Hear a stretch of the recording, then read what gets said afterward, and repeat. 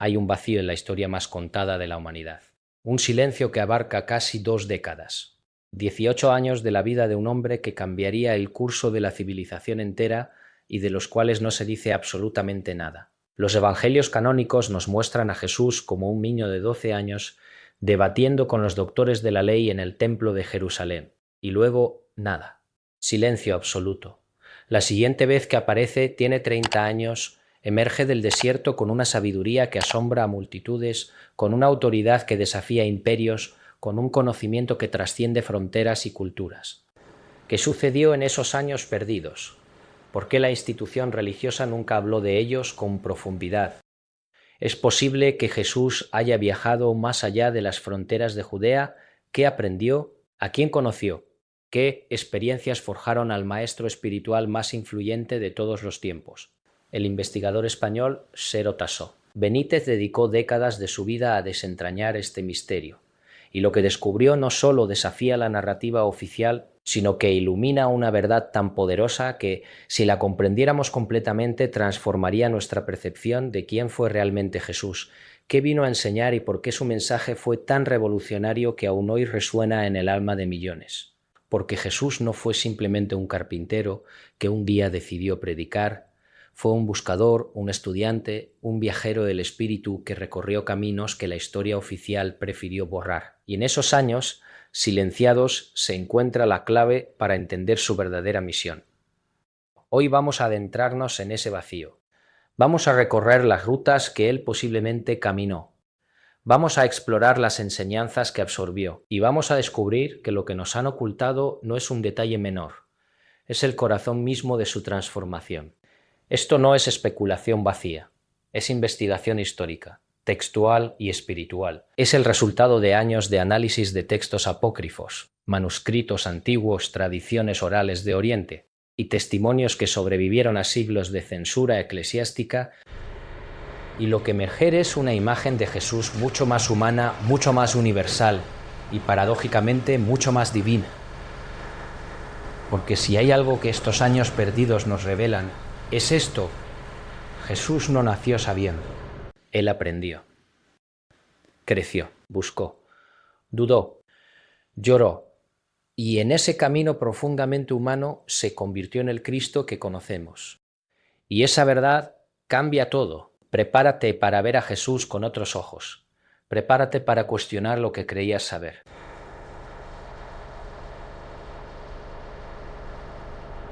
Prepárate para descubrir los años que cambiaron al hombre que cambió al mundo. Comenzó como un periodista escéptico, un investigador riguroso que se atrevió a hacer la pregunta que todos evitaban: ¿dónde estuvo Jesús entre los 12 y los 30 años? La respuesta oficial siempre fue la misma: estuvo en Nazaret trabajando como carpintero junto a José. Pero esa respuesta tiene fisuras enormes. Los evangelios nos muestran a un Jesús de 12 años con una capacidad intelectual y espiritual que asombra a los maestros del templo. Lucas 2:47 dice: todos los que le oían se maravillaban de su inteligencia y de sus respuestas. Y luego, silencio. 18 años de silencio. Es creíble que un joven con esa sed de conocimiento, esa claridad espiritual, esa inquietud por la verdad, simplemente se quedara en un pequeño pueblo galileo cortando madera durante casi 2 décadas. Es lógico que alguien con su nivel de conciencia no buscara aprender más, explorar más, descubrir más. Benítez comenzó a investigar textos que la Iglesia nunca incluyó en la Biblia, documentos que fueron escondidos, prohibidos, quemados, y en esos textos antiguos encontró algo extraordinario: testimonios de la presencia de Jesús en lugares que la narrativa oficial nunca mencionó. Uno de esos textos es el Evangelio de Isa, descubierto en un monasterio budista en Hemis, Ladakh, India, en 1887 por el explorador ruso Nicolás Notovich. En este manuscrito tibetano, escrito en pali, se habla de un joven sabio de Israel llamado Isa que llegó a la India a los 13 años. Estudió con los brahmanes, cuestionó el sistema de castas, aprendió sánscrito y las escrituras védicas, y luego viajó al Tíbet y Nepal antes de regresar a su tierra natal. La Iglesia Católica descartó este documento como una falsificación, Pero el texto contiene detalles geográficos, culturales y lingüísticos tan precisos que resulta difícil creer que fue inventado por un viajero europeo del siglo XIX. Además, Notovich no fue el único. Otros investigadores como Swami Abhedananda y Nicholas Roerich confirmaron la existencia de manuscritos similares en monasterios de la región. Pero aquí hay un detalle que casi nadie ha notado. La descripción de la personalidad de Isa en esos textos coincide de manera inquietante con el Jesús que conocemos en los evangelios canónicos. Isa rechaza el sistema de castas, defiende a los oprimidos, predica el amor universal, habla del Padre Celestial, y es perseguido por las élites religiosas de su tiempo, quienes intentan matarlo antes de que regrese a Israel. Esto no es casualidad y nos lleva a una conclusión inevitable. Los años perdidos de Jesús no fueron años de inactividad, fueron años de búsqueda, de aprendizaje, de transformación interior. Y si esto es cierto, si Jesús realmente viajó a Oriente, entonces todo lo que creíamos saber sobre su mensaje adquiere una dimensión completamente nueva. Porque significa que su enseñanza no fue un evento aislado en Judea, fue el resultado de una síntesis espiritual profunda entre la tradición hebrea, la sabiduría oriental y una experiencia mística personal que lo preparó para su misión. Pero la pregunta sigue en pie. ¿Por qué ocultaron esto? ¿Por qué la Iglesia nunca habló de estos viajes?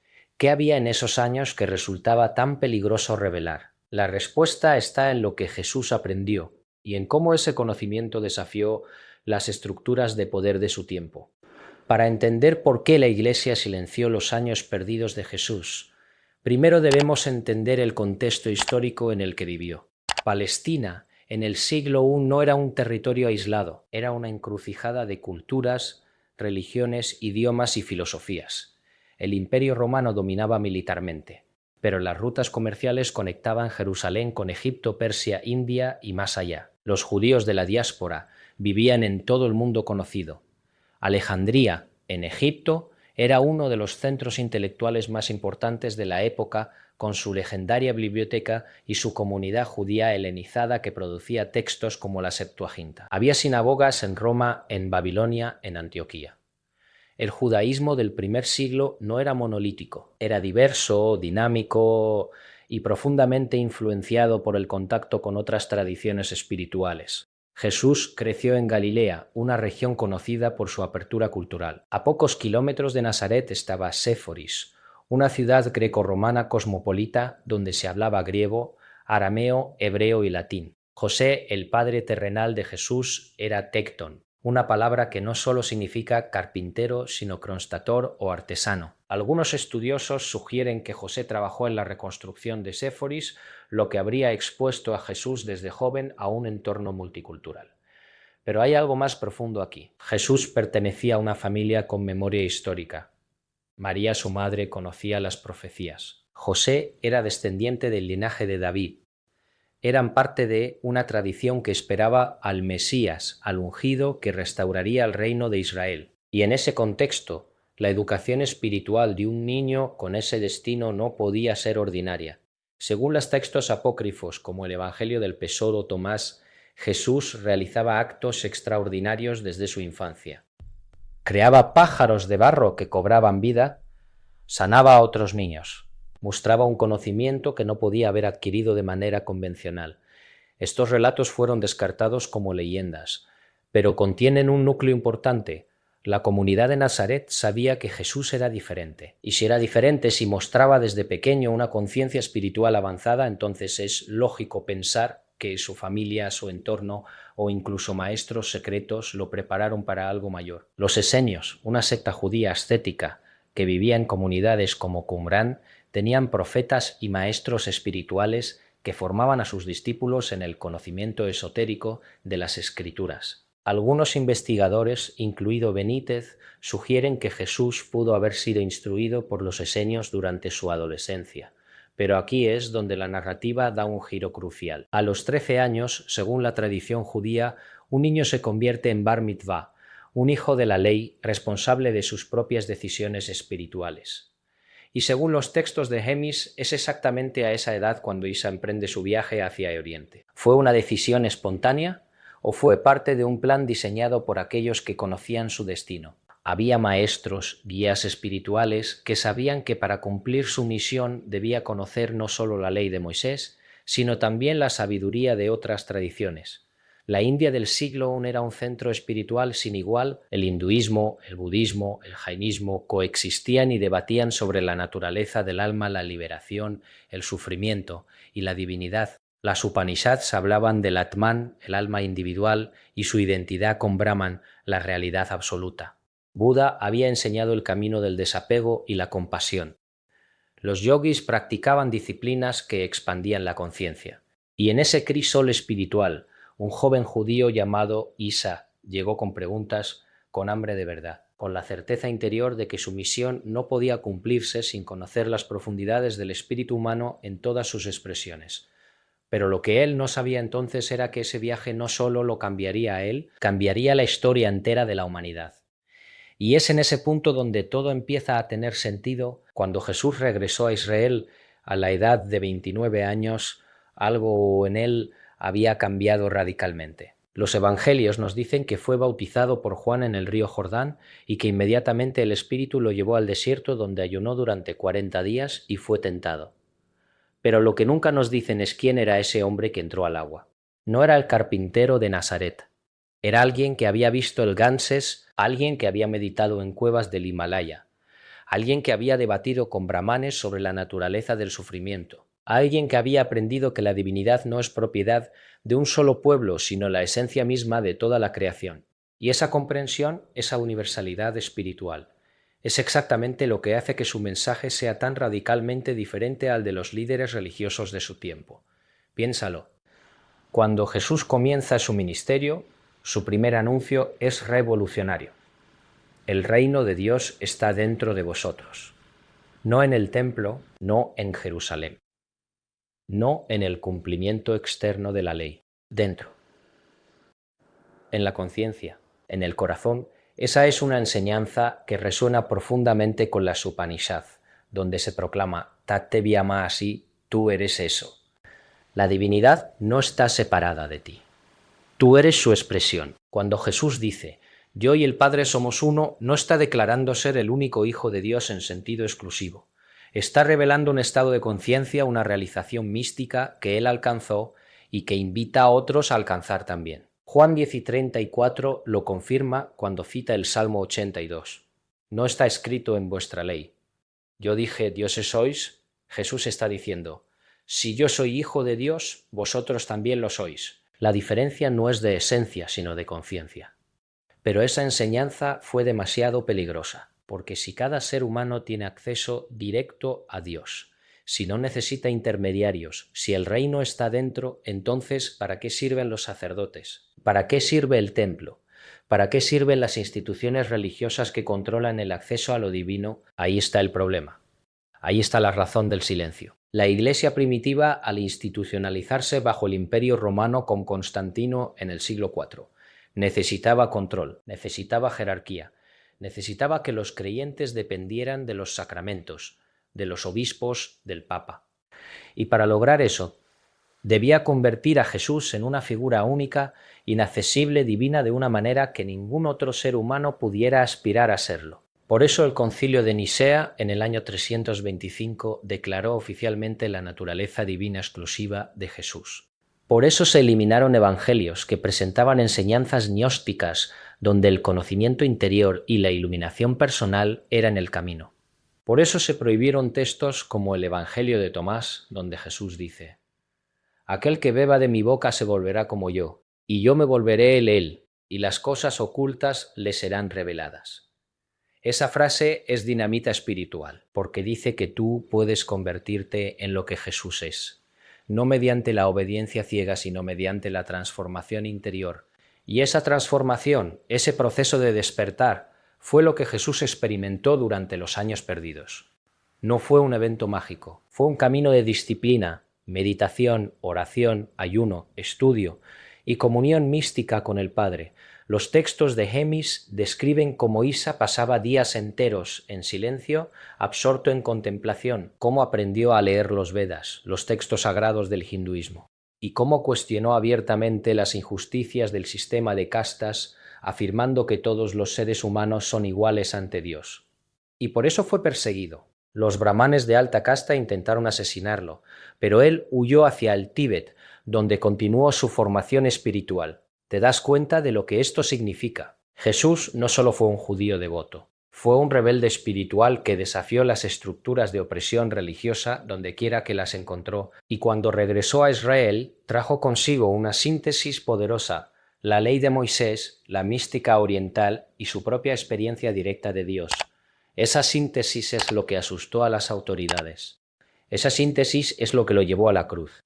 Y esa síntesis es lo que la institución eclesiástica decidió ocultar, porque revelarla significaba perder el control sobre las conciencias de los creyentes. Pero aquí hay un detalle que casi nadie se detiene a observar. A pesar de siglos de censura, la verdad nunca fue completamente borrada. Siempre hubo grupos místicos, buscadores, que preservaron estas enseñanzas en secreto. Los cátaros, los templarios, los sufíes, los cabalistas, los esenios antes que ellos. Todos ellos comprendieron que el mensaje de Jesús no era sobre religión externa, sino sobre transformación interna, y ese mensaje sigue vivo. Está esperando ser redescubierto, está esperando que tú lo despiertes dentro de ti. Pero antes de llegar ahí, debemos preguntarnos qué evidencia concreta existe de estos viajes, qué pruebas históricas respaldan esta narrativa. Porque si vamos a afirmar algo tan revolucionario, necesitamos más que teorías, necesitamos datos, necesitamos investigación seria, y eso es exactamente lo que Benítez hizo durante décadas, y lo que encontró es mucho más sólido de lo que imaginas cuando J. Benítez comenzó su investigación sobre los años perdidos de Jesús. Sabía que no podía basarse únicamente en textos apócrifos, necesitaba correlacionar datos históricos, geográficos, lingüísticos y culturales. Necesitaba encontrar rastros, huellas, evidencias que confirmaran o refutaran la hipótesis del viaje a Oriente. Y lo primero que hizo fue analizar el propio comportamiento de Jesús en los evangelios canónicos, porque si realmente estuvo en la India, si realmente aprendió de tradiciones orientales, entonces ese conocimiento debería reflejarse en su manera de enseñar, en sus parábolas, en sus métodos. Y efectivamente, cuando lees los evangelios con esta lente, las similitudes son asombrosas. Jesús enseña mediante parábolas, historias simples con significados profundos. Esa es la metodología exacta de los maestros budistas e hindúes. Las jatakas, relatos de las vidas pasadas de Buda, utilizan el mismo formato narrativo. Los Upanishad enseñan mediante diálogos y metáforas. Y Jesús hace lo mismo. El sembrador, la oveja perdida, el hijo pródigo, el grano de mostaza, todas estructuras narrativas que facilitan la comprensión de verdades espirituales complejas. Jesús habla del desapego. No acumuléis tesoros en la tierra, porque donde esté tu tesoro, allí estará también tu corazón. Eso es puro Buda. La segunda noble verdad del budismo afirma que el sufrimiento nace del apego. Jesús lo reformula en lenguaje hebreo, pero la esencia es idéntica. Jesús enseña la no resistencia al mal. Si alguien te golpea en una mejilla, ofrécele también la otra. Esa es ahimsa, la no violencia radical que Gandhi aprendió del jainismo y el hinduismo. No es pasividad. Es un poder espiritual superior que desarma al agresor mediante el amor. Jesús medita. Los evangelios lo muestran retirándose constantemente a lugares solitarios, a montes, al desierto, para orar durante horas, incluso noches enteras. Esa no es la oración judía tradicional de la sinagoga. Esa es meditación contemplativa, comunión silenciosa con lo divino, exactamente como practican los yogis y los monjes budistas. Jesús sana mediante la imposición de manos, mediante la fe, mediante la energía. No mediante rituales del templo. Los Vedas y las tradiciones tántricas hablan del prana, la energía vital que fluye a través de todos los seres y que puede ser canalizada para sanar. Jesús dice: el que cree en mí, las obras que yo hago, él las hará también, y aún mayores hará. Está hablando de un conocimiento transmisible, no de un poder exclusivo. Jesús habla del reino de Dios como una semilla que crece silenciosamente, como la levadura que fermenta la masa, como un proceso interno invisible. Esa es la descripción perfecta del despertar espiritual en el Advaita Vedanta, donde la realización de Brahman no es algo que se adquiere externamente, sino que se revela desde dentro. Pero más allá de las similitudes filosóficas, Benítez encontró rastros históricos concretos. En los archivos del Vaticano existen referencias a expediciones de la Iglesia para investigar la veracidad del manuscrito de Hemis. En 1922, Swami Vedananda, un discípulo directo de Ramakrishna, viajó al monasterio de Hemis y confirmó que los manuscritos sobre Isa existían y los tradujo personalmente. En 1925, Nicholas Roerich, artista y explorador ruso, también visitó la región y documentó las mismas historias en su libro Himalaya, Morada de la Luz. Además, existen tradiciones orales en Cachemira, India, que hablan de un santo llamado Yuz Asaf, que vivió en la región y cuya tumba aún se conserva en Srinagar. Según estas tradiciones, Yuz Asaf vino desde Occidente, predicaba el amor de Dios, realizaba milagros y fue seguido por discípulos. Algunos estudiosos identifican a Yuz Asaf con Jesús, sugiriendo que después de sobrevivir a la crucifixión, regresó a la India. Ahora bien, esta última teoría es controvertida y Benítez no la respalda completamente. Pero lo que sí es significativo es que el nombre Yuzasafa significa líder de los sanados, o el que reúne, y que en la tumba hay inscripciones que hacen referencia a heridas en manos y pies, algo inusual en tumbas islámicas tradicionales. Otra evidencia lingüística fascinante. Jesús llamaba a Dios Abba, una palabra aramea que significa padre, de manera íntima, casi como papá, pero en sánscrito una de las palabras para referirse al padre es apa o abba. Coincidencia lingüística, quizá, pero sumada al resto de evidencias, refuerza el patrón. Y luego está el tema del nombre mismo. Jesús es la forma griega de Yeshua, que en hebreo significa Yahvé salva. Pero en sánscrito Isa o Isa significa Señor o Maestro Divino. Es exactamente el término que los manuscritos de Hemis usan para referirse a él. ¿Por qué ese nombre? ¿Por qué no simplemente Yeshua, transliterado? Porque los monjes budistas que escribieron esos textos lo conocieron como Isa, porque así se presentó él, porque ese era el nombre con el que se identificaba en esa región.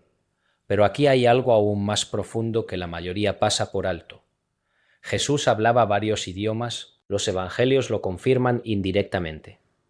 Habló en arameo con su familia y discípulos, leyó en hebreo en la sinagoga, conversó con Pilato en griego o latín, y si estuvo en la India, aprendió sánscrito, la lengua de los textos sagrados hindúes.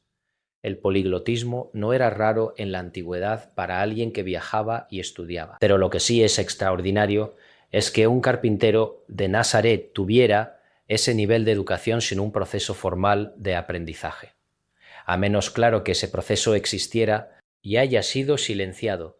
Y aquí es donde debemos preguntarnos, ¿quién se beneficiaba de ese silencio? ¿Quién tenía miedo de que se supiera que Jesús fue un estudiante antes de ser maestro? ¿Quién temía que se revelara que su sabiduría no fue un regalo mágico caído del cielo, sino el fruto de años de búsqueda, disciplina y estudio profundo? La respuesta es obvia. Aquellos que construyeron una religión basada en la mediación sacerdotal, en la exclusividad del acceso a Dios, en la dependencia de los creyentes hacia la institución, porque lo que Jesús aprendió en esos años no solo transformó su comprensión de Dios, transformó su comprensión de quién es el ser humano. Y esa revelación es la que lo convirtió en una amenaza tan peligrosa para los poderes de su tiempo. Y para los poderes de todos los tiempos. Hay un momento en los evangelios que casi siempre pasa desapercibido, pero que contiene una de las declaraciones más revolucionarias de Jesús. Es una conversación que tuvo con sus discípulos y que está registrada en Juan 14 y 12. Jesús les dice: de cierto os digo, el que en mí cree, las obras que yo hago, él las hará también, y aún mayores hará, porque yo voy al Padre. Detente un momento en esa frase. Jesús no está diciendo, yo soy único y vosotros sois inferiores. Está diciendo, vosotros haréis lo que yo hago, y aún más. Está afirmando que el potencial divino que se manifiesta a través de él también existe en ellos, y por extensión en todos nosotros. Esa no es la voz de un Dios distante e inaccesible.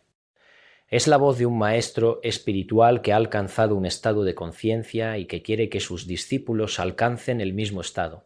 Esa es la lógica de un gurú, de un bodhisattva, de un iluminado que regresa al mundo para liberar a otros.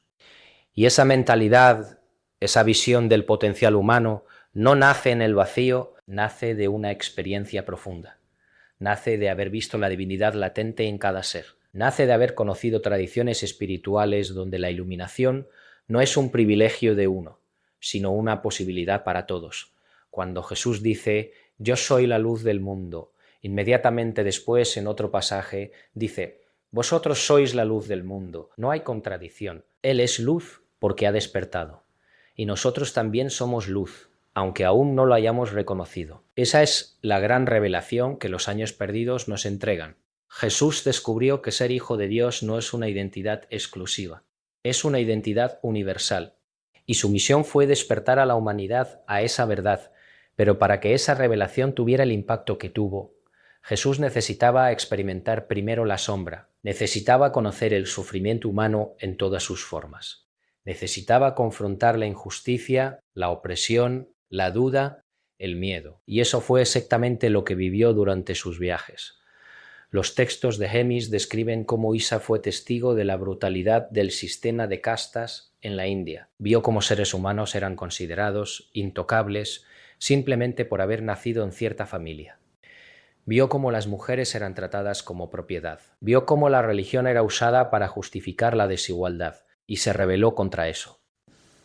Públicamente, denunció a los brahmanes, enseñó a los parias, y por eso fue marcado como hereje. Esa experiencia de rechazo, de persecución por decir la verdad, lo preparó para lo que vendría en Judea, porque cuando regresó y comenzó a desafiar a los fariseos, a los saduceos, a los saduceos, a los escribas, ya sabía lo que le esperaba. Ya había vivido esa batalla antes, pero también había vivido la paz, la serenidad profunda de la meditación en las montañas del Himalaya, el silencio del alma que se encuentra consigo misma, la comunión directa con el Padre sin intermediarios. Y esa experiencia de paz fue lo que le dio la fortaleza para enfrentar la cruz sin miedo. Porque Jesús no fue a la cruz como una víctima pasiva. Fue como un maestro consciente que sabía que su muerte física no era el final, sino una demostración del poder de la vida eterna. Él ya había trascendido el miedo a la muerte, ya había comprendido que su verdadera identidad no era el cuerpo, era el espíritu, el alma inmortal, el Hijo eterno del Padre. Y esa comprensión, esa certeza inquebrantable fue lo que convirtió su crucifixión en resurrección. No porque un evento mágico ocurriera, sino porque él ya vivía en un estado de conciencia donde la muerte no tiene poder. Esto es lo que los místicos de todas las tradiciones han enseñado. San Pablo lo dijo, «Ya no vivo yo, más vive Cristo en mí». Los sufíes hablan del fana, la aniquilación del ego para que solo Dios permanezca. Los budistas hablan del nirvana, la extinción del sufrimiento mediante la realización de la vacuidad del yo. Los vedantinos hablan de la liberación. Moksha, cuando el Atman reconoce su identidad con Brahman. Jesús experimentó todo eso y lo tradujo al lenguaje de su pueblo. Lo encarnó en su vida. Lo selló con su muerte y resurrección. Pero hay una parte de esta revelación que es aún más impactante y que casi nunca se menciona. Jesús no vino a fundar una nueva religión, vino a terminar con la necesidad de religiones, porque si el reino de Dios está dentro de ti, si puedes llamar a Dios Padre directamente, si el Espíritu habita en tu corazón, no necesitas sacrificios de animales, no necesitas sacerdotes que medien tu relación con lo divino. Jesús dijo, «Destruid este templo, y en 3 días lo levantaré». Pero también estaba hablando del templo interior, el santuario del alma donde Dios habita. Y ese templo no puede ser destruido por nadie. Ese templo es eterno. Y cuando comprendes eso, cuando realmente lo integras, entonces toda tu vida se transforma. Ya no buscas la salvación fuera de ti. Ya no esperas que alguien más te salve. Reconoces que la salvación es un despertar. Y que ese despertar es tu responsabilidad, tu camino, tu destino. Eso es lo que Jesús aprendió en los años perdidos. Eso es lo que vino a enseñar. Y eso es lo que intentaron ocultar. Pero la pregunta ahora es, ¿qué significa todo esto para nosotros hoy? ¿Cómo se aplica esta revelación al mundo actual, a tu vida, a tus desafíos, a tu búsqueda espiritual? Porque una verdad que no se vive no es verdad. Es solo información, y lo que Jesús nos dejó no fue información. Fue un camino, un método, una invitación a transformarnos. Y de eso hablaremos a continuación. Vivimos en una era de fragmentación espiritual, Hay miles de religiones, sectas, filosofías, maestros, gurús, influencias espirituales, cada uno proclamando tener la verdad absoluta. Y en medio de ese ruido, millones de personas se sienten perdidas, desconectadas, vacías. La razón es simple. Hemos olvidado el mensaje central que Jesús y todos los grandes maestros espirituales han enseñado. Hemos confundido la espiritualidad con la religión. Hemos confundido el despertar con la creencia. Hemos confundido el camino interior con la obediencia externa. Y esa confusión no es accidental. Es el resultado de siglos de institucionalización del espíritu, de convertir el mensaje vivo de Jesús en un conjunto de dogmas rígidos, de reemplazar la experiencia mística personal con rituales mecánicos, de transformar la comunión con Dios en membresía a una organización. Pero el mundo está cambiando. Cada vez más personas están despertando a la verdad de que la espiritualidad no pertenece a ninguna religión, que puedes ser cristiano y aprender del budismo, que puedes amar a Jesús y meditar como un yogui, que puedes leer la Biblia y también leer el Bhagavad Gita, porque todas las tradiciones auténticas apuntan a la misma luz, solo usan lenguajes diferentes. Y eso es exactamente lo que Jesús demostró con su vida. Él no rechazó su identidad judía, pero tampoco se limitó a ella. Integró lo mejor de cada tradición que conoció, y desde esa síntesis profunda ofreció un camino universal. El mensaje de Jesús no es sectario, es incluyente, no es excluyente, es expansivo. No es para los elegidos, es para todos. Venid a mí todos los que estáis trabajados y cargados, y yo os haré descansar. Pero aquí viene la pregunta difícil.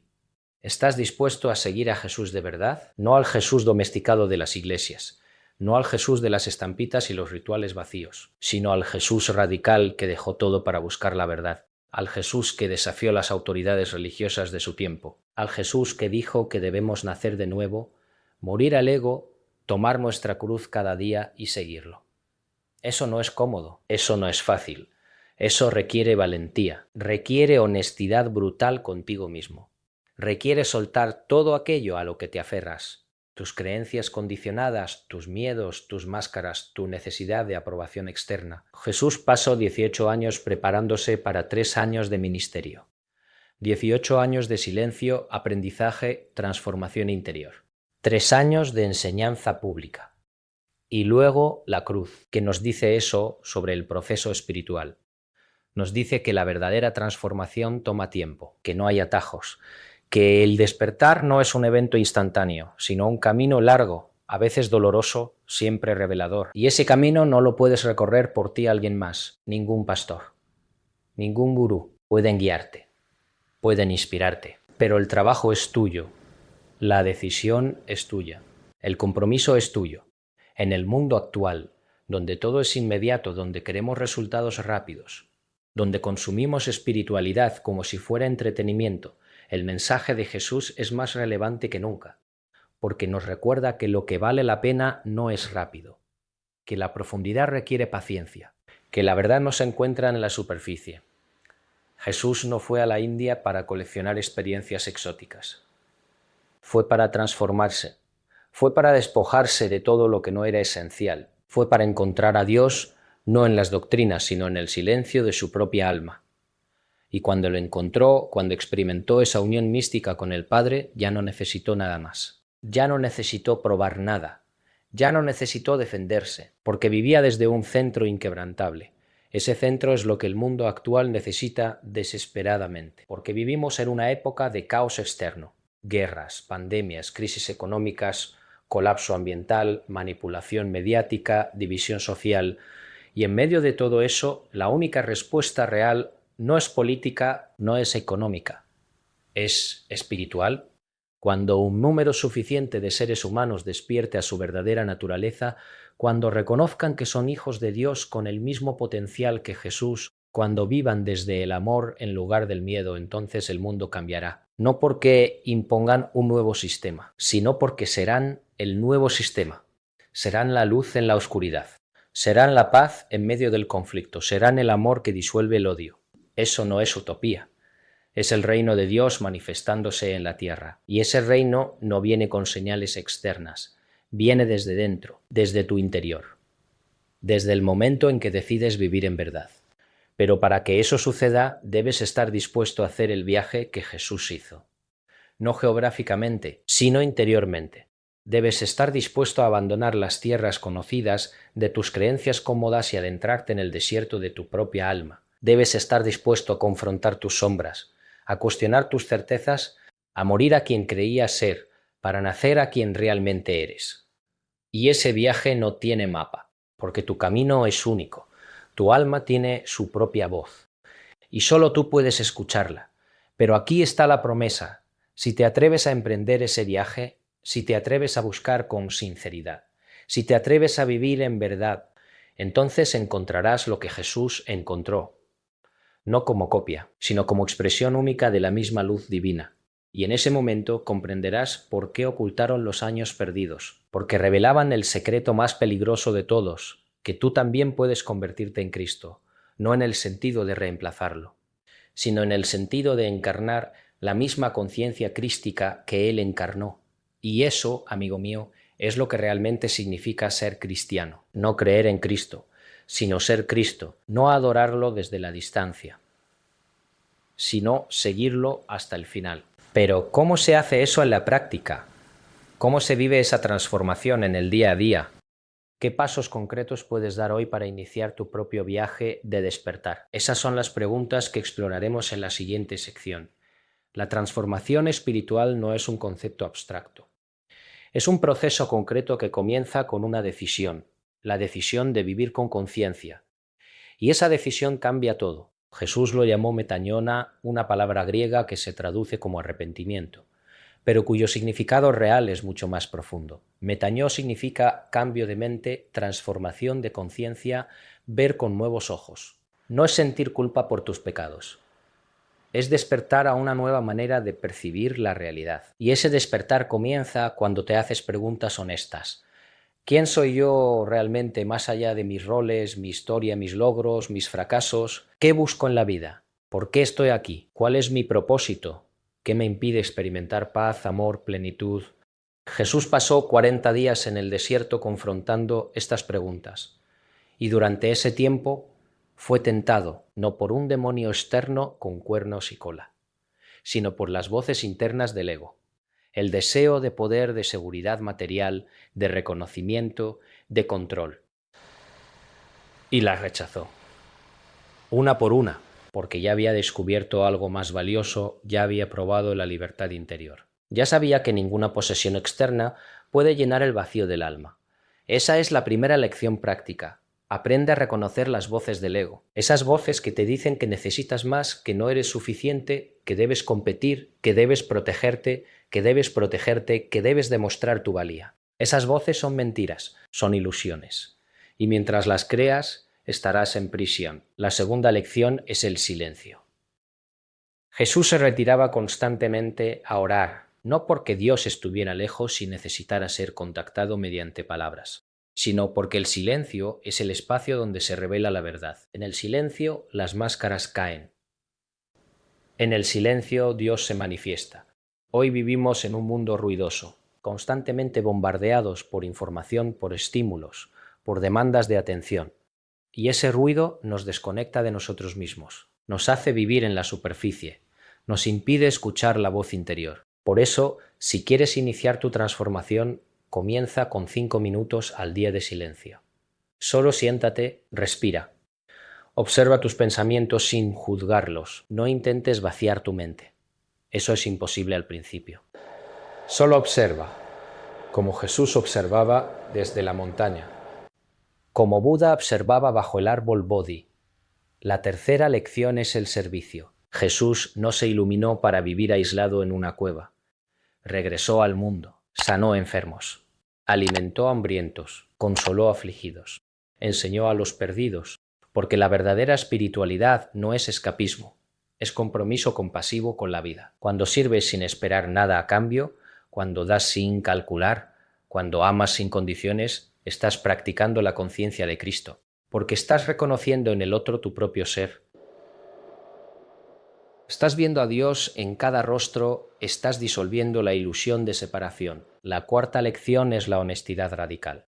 Jesús no tenía filtros. Llamaba a los fariseos sepulcros blanqueados, no porque fuera agresivo, sino porque la verdad a veces requiere claridad contundente. En tu vida, ¿dónde estás siendo falso? ¿Dónde estás viviendo una mentira para complacer a otros? ¿Dónde estás traicionando tu verdad interior por miedo al rechazo? Esas son las áreas donde necesitas metanoia, donde necesitas transformación. La quinta lección es el perdón. Jesús en la cruz dijo: Padre, perdónalos, porque no saben lo que hacen. No esperó a que se disculparan. No esperó justicia. Perdonó desde el amor incondicional.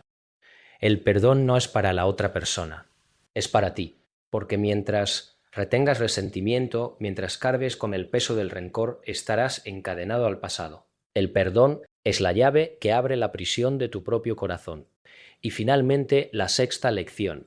La fe, no fe ciega, no credulidad ingenua, sino confianza profunda en que la vida tiene sentido, en que hay un propósito divino, en que todo, incluso el sufrimiento, es parte de un proceso de evolución del alma. Jesús caminó sobre las aguas porque no dudó. Sanó porque creyó en el poder del Espíritu. Resucitó porque sabía que la muerte no es el final. Esa fe no se construye con dogmas, se construye con experiencia, con pequeños pasos de confianza que, con el tiempo, se convierten en certeza. Comienza hoy, elige un área de tu vida donde sientas miedo. Y da un paso hacia eso que temes, no porque seas valiente, sino porque confías en que hay algo más grande que tu miedo. Y cuando lo hagas, cuando experimentes que sobrevives, que creces, que te expandes. Estos no son mandamientos, son invitaciones. Son las huellas que Jesús dejó en el camino. Tú decides si las sigues. Tú decides si te atreves a iniciar tu propio viaje de transformación. Porque al final nadie puede hacerlo por ti. Ni Jesús, ni Buda, ni ningún maestro. Ellos solo pueden mostrarte la puerta. Pero cruzarla es tu responsabilidad. Y cuando cruces esa puerta, cuando te adentres en el territorio desconocido de tu propio ser, descubrirás algo asombroso. Que todo lo que buscabas fuera siempre estuvo dentro, que Dios nunca estuvo lejos, que el reino siempre estuvo en ti. Solo que no lo sabías. Estabas dormido, estabas distraído, estabas viviendo en la ilusión de separación. Pero ahora en este momento tienes la oportunidad de despertar, de recordar quién eres, de vivir desde tu verdad más profunda. Y esa decisión de despertar, es el verdadero significado de los años perdidos de Jesús. No se perdieron, se invirtieron en su transformación y a través de su transformación en la nuestra, porque Él hizo el viaje para que nosotros supiéramos que es posible. Él cruzó el abismo para tender el puente.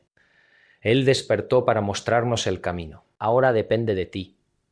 ¿Cruzarás? ¿Despertarás? ¿Vivirás? La pregunta permanece abierta y solo tú puedes responderla. Existe un momento en los evangelios que siempre me ha conmovido profundamente.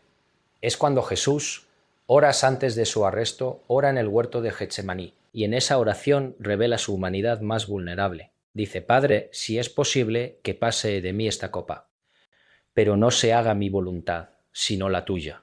Ahí está todo, ahí está el miedo, la duda, la tentación de escapar del sufrimiento. Y también está la rendición, la confianza, la aceptación del destino que eligió. Jesús no fue un superhéroe invulnerable. Fue un ser humano que sintió todo lo que tú sientes: miedo, dolor, incertidumbre, soledad, pero eligió atravesarlo. No porque fuera masoquista, sino porque sabía que del otro lado de esa noche oscura del alma estaba la resurrección. Y esa es la promesa que nos dejó. No que la vida será fácil, sino que después de cada muerte hay una resurrección. Después de cada noche hay un amanecer. Después de cada pérdida hay un renacimiento. Los años perdidos de Jesús no fueron una anomalía en su biografía. Fueron la parte más importante, porque fueron los años donde se forjó el Cristo, donde el niño se convirtió en hombre, donde el buscador se convirtió en maestro, donde el discípulo se convirtió en luz del mundo. Y ese proceso no fue mágico, fue humano, profundamente humano. Y por eso es replicable, por eso es accesible.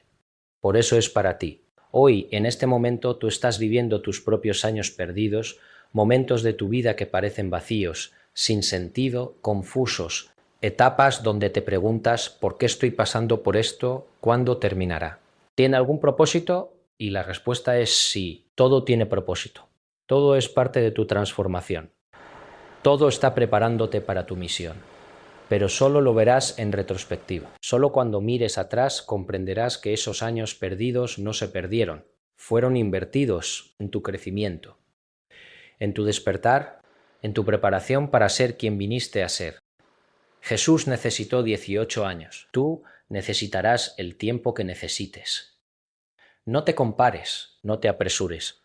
Confía en el proceso. Confía en que tu alma sabe lo que está haciendo, aunque tu mente no lo entienda. Y mientras tanto, sigue aprendiendo, sigue buscando, sigue cuestionando,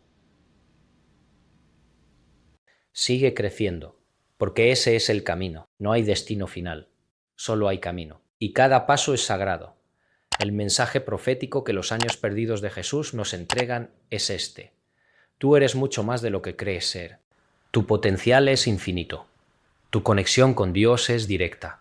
Tu capacidad de transformarte es ilimitada. No necesitas permiso de nadie. No necesitas aprobación externa. No necesitas ser perfecto. Solo necesitas ser sincero, honesto, valiente, dispuesto a soltar las cadenas de tus creencias limitantes, dispuesto a ver con ojos nuevos. Y cuando lo hagas, cuando finalmente despiertes a quien realmente eres, entonces comprenderás algo que Jesús sabía desde el principio, que no hay separación entre lo humano y lo divino, que Dios no está arriba en el cielo juzgándote, está aquí dentro de ti, respirando contigo, latiendo en tu corazón, viendo a través de tus ojos. Tú eres el templo, tú eres el santuario, tú eres la manifestación de lo sagrado en este mundo. Y esa verdad, esa revelación simple y profunda es lo que cambiará tu vida, no en el futuro. Ahora, en este instante, porque el reino de Dios no es algo que alcanzas, es algo que reconoces. Es algo que siempre estuvo aquí esperando que abrieras los ojos. Los años perdidos de Jesús son una invitación a perderte para encontrarte, a morir para renacer, a soltar para recibir, a descender para ascender. ¿Aceptas la invitación? Porque si lo haces, si te atreves a emprender tu propio viaje hacia el corazón de Dios, entonces nada volverá a ser igual. Tu vida se convertirá en un testimonio vivo de la gracia, en un reflejo de la luz, en un canal del amor que sostiene el universo. Y eso, amigo mío, es lo que significa seguir a Cristo. No caminar detrás de Él, sino caminar como Él. No adorarlo desde la distancia, sino encarnar su conciencia. No repetir sus palabras, sino vivir su verdad.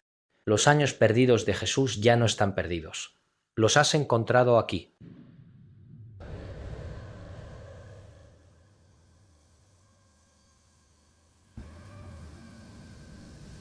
En esta búsqueda de entre casi 2000 años, en esta apertura de tu corazón. Ahora solo queda una pregunta. ¿Qué harás con lo que has descubierto? Fin.